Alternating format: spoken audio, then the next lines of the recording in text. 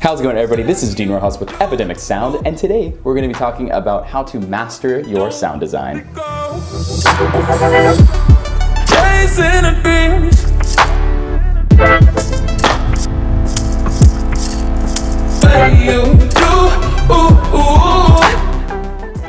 Sound design is the process of creating a soundscape. So this soundscape is going to carry your video throughout and serve as a fundamental tool for a successful video by creating rhythm, cohesiveness, and creating this deeper element that's going to connect your viewer to your video. So let's take a look at a clip without any sound design.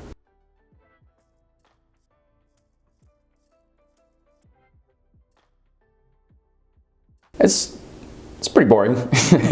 So now let's look at it with music.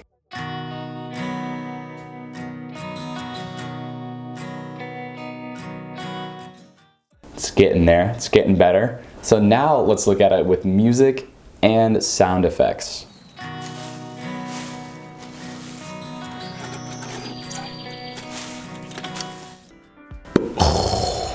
Wow. Yeah, right? The first thing that I like to do to my soundscape is to add a music track.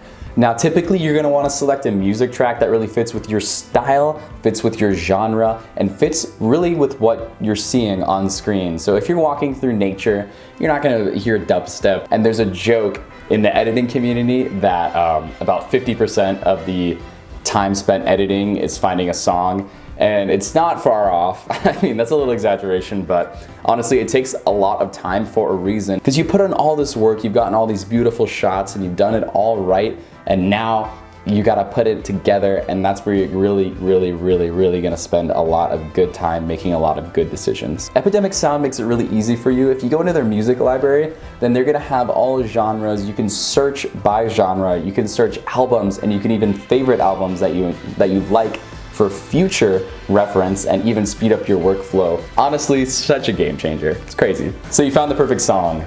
Great job. That took a while, didn't it? Yeah, it's worth it though. So the video works with the song. Definitely, don't get me wrong, it does work. But what we're gonna do is we're gonna step it up a notch. So also Epidemic Sound has sound effects. So if you scroll over to SFX over on the top, it's gonna drop down with endless amount of sound effects, and you can search these sound effects in the top bar.